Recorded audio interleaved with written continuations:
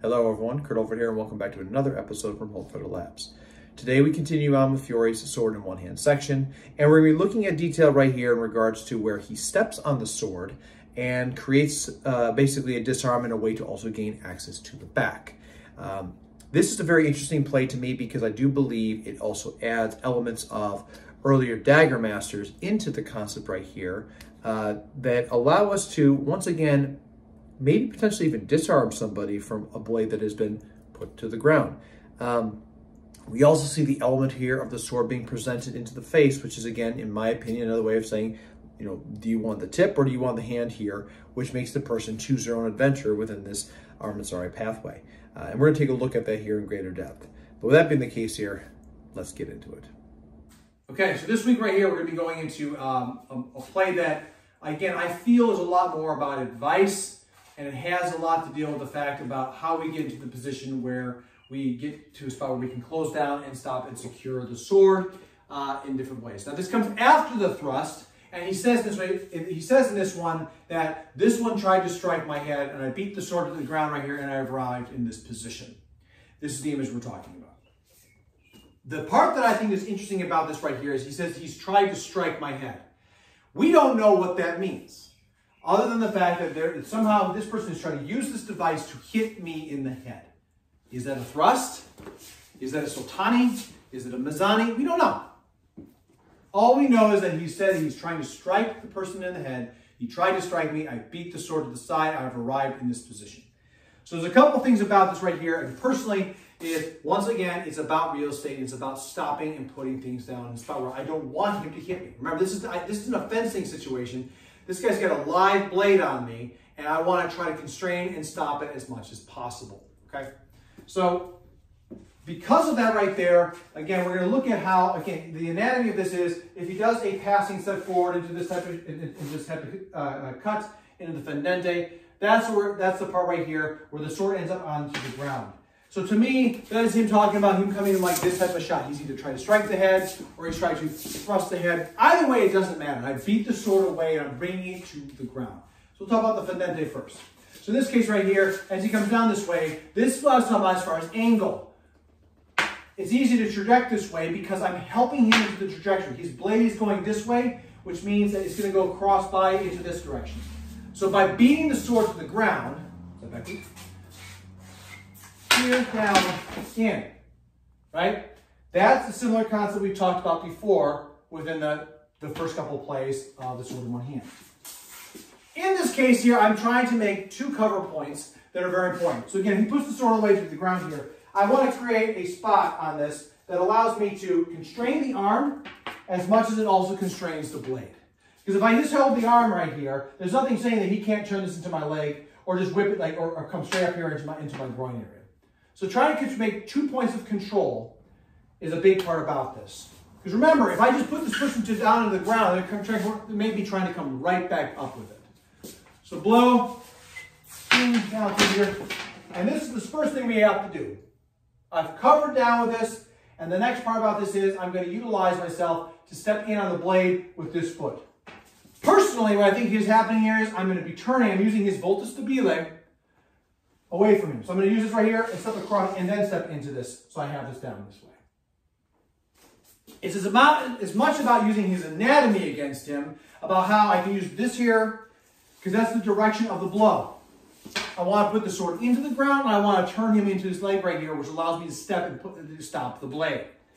So, blow, 1, 2, 3, I secure the arm. I'm going to turn and push him. I'm going to step on the blade right here. I'm not going to break my sword, but that allows me to turn his body here so I can control the blade as well as stick and stab him, put him in the throws, take his teeth, take his jaw, whatever I need on that.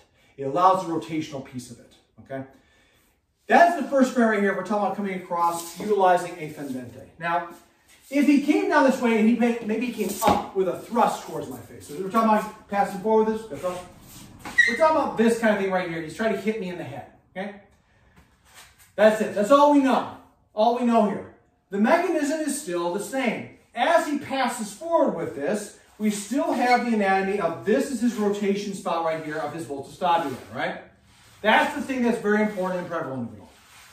So before he gets there, I come this way, I beat this to the ground, I secure the hand, and then I step across into it, make sure I step on the blade, and put the blade back up into his face. I'm attacking his legs as much as his head.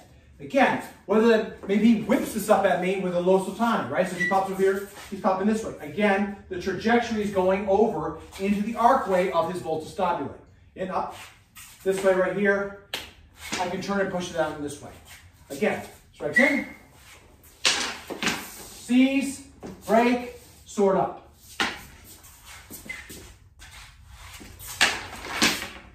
Break this down, seize the arm, step across in to create this. I can either do that with the aggressive method, the universal parry that we talked about in the very beginning, or the thing that we talked about as far as, with the thrust. Legs out, seize and step, present. Pendente, feet down, that's a universal parry. With the blade down like this, I can step on it, then step in, or utilizing the break with the thrust. I'm sorry, come from above, I'll do the break. Cross, step, up. Both variants are very important with this. Ultimately, at the end of the day, what I think Fiore is trying to convey to us is that you're trying to constrain this, and again, to use the person's body and how they're standing against them to constrain the blow that may be coming afterwards.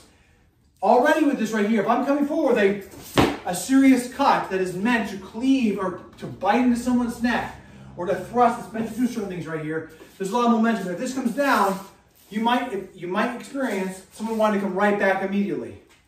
Stop the arm, stop the blade, and then move up into the sword in one hand in above position. And again, for Fiore, his armazzari, I want to target the eyes, the throat, all the soft bits that don't have natural armor and may have minimal armor in that period of time.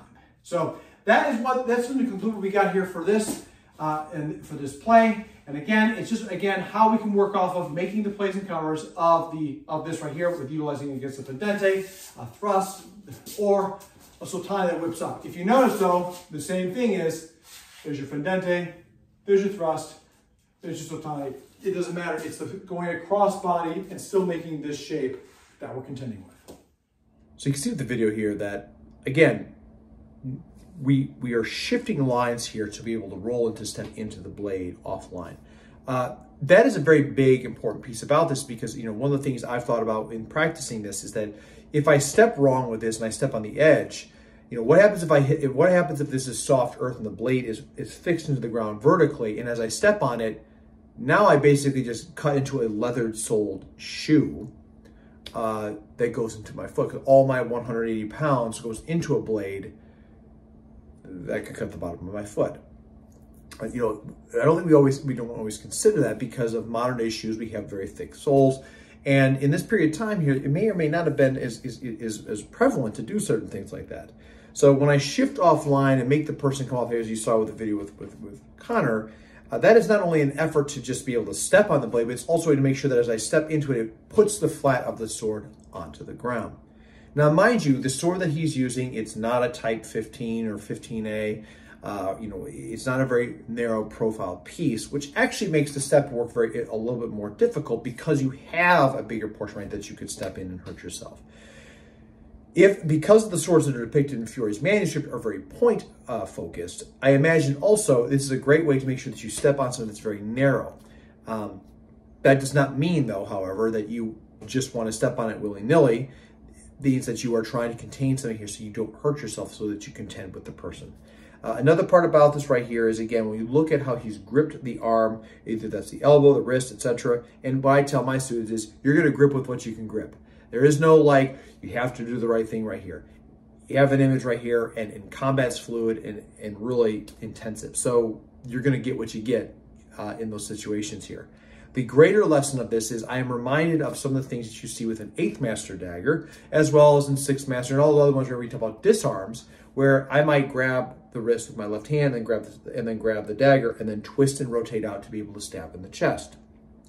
In this case, my foot becomes a thing that replaces that, and I have my hand here in space where if I want to, I can yank up while keeping the sword here in place, stick them, and disarm them as needed with this. It gives access to the back, as it said within the manuscript, and there's a lot of plays that kind of go with this. So this kind of sword on the ground concept to me is not just being able to say, yep, we got this right here, and we're going to move. It's just a step on the sword. No, there's lots of other plays that could be potentially happening here because this person's just not going to let us take the sword away from them.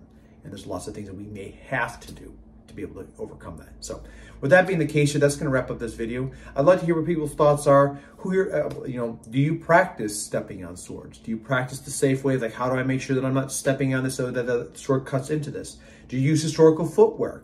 Footwear. Are you wearing arming shoes, turn shoes, etc. right there? To me, I find a huge benefit that, or to wear shoes that are very thin and maybe more of an analog in the modern era to be able to convey these things that maybe allow me to understand, oh, if I stepped on them wrong, I'll just cut my foot open here. Lots of considerations to make in place here. And that's a part that I think is very important, as always, to kind of look at. So I'm kind of curious what you do out there. Let me know what there, leave a comment below. To my viewers and subscribers, thank you for stopping by. If you're new to the channel, please leave a comment here below, like and subscribe, and don't forget to hit the bell for the new content that gets dropped off every week. I'd love to have you on this journey here for the 14th century exploration of arms. And I want to grow this channel here, and that's not possible without viewers like you. So please join us on this journey here.